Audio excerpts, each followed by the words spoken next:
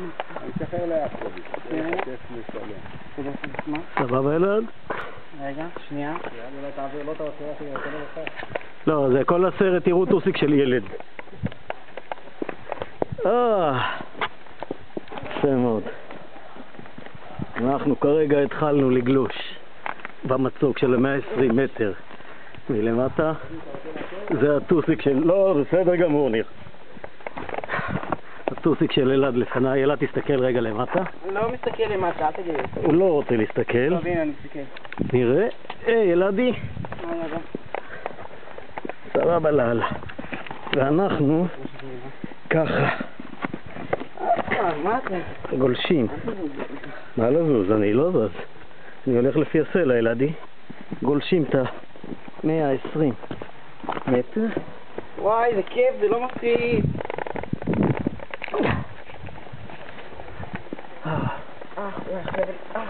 מה? תחזיק את שניהם אלעדי. איזה כיף. איזה יופי. אנחנו כבר איזה רק 10 מטר מתוך 120. אפשר לראות ככה איך אנחנו גולשים.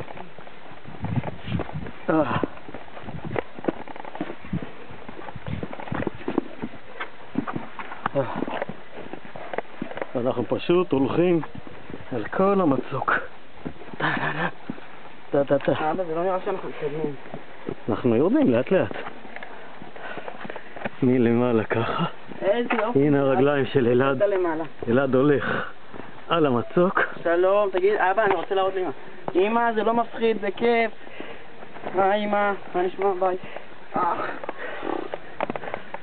איזה יופי. של מה?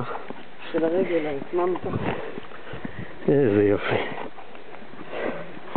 פשוט חוויה. הנה הקיר הלבן. זה הלבן מכל השיטפונות שיש פה אחת לתקופה. איזה יופי. שט. וואי, איזה גובה, חבל על הזמן.